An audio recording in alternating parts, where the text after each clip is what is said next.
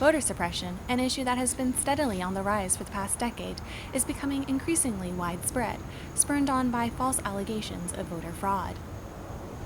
There's often talk of voter fraud. The reality is there is no voter fraud.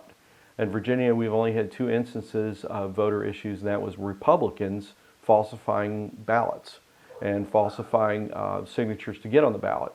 Those were based on convictions. Virginia State Senator John Bell has expressed concern about voter suppression and Republicans targeting people of color. You shouldn't have 2 out of 10 people deciding what's best for the 10 out of 10 in America. While many states like Texas and Georgia have enacted restrictive laws, Virginia has become a battleground for expanding voter rights. I like to think we're going to continue going in that direction in Virginia because our democracy is better if everyone votes, if everyone participates.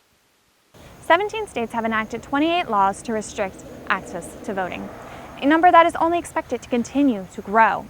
Many of the voter suppression laws come from primarily southern states, but I'm here today in Leesburg, Virginia, where the state is going in the opposite direction, with Governor Northam passing the Voting Rights Act of Virginia. Senator Bell is among the Virginia state Democrats introducing legislation that makes voting more accessible. Bell sponsored a bill that allows counties to print and mail absentee ballots through a third party if they desire. Bell says that he tries to keep in mind the challenges his constituents face when voting, including the benefits of early voting and making Election Day a holiday. We don't want voting to be something that interrupts their life. That they have the ability to do it without it being a major inconvenience. Election official and precinct captain Anthony Fossilo says that Virginia should be a model for voter rights. This state leads the way. Early voting, you don't have to have an excuse to vote. Fossilo has been a poll official for 15 years. He recalls instances of voter suppression and coercion. I've seen one party that remain nameless, I don't want to seem like I'm partisan, put a picnic table at the entrance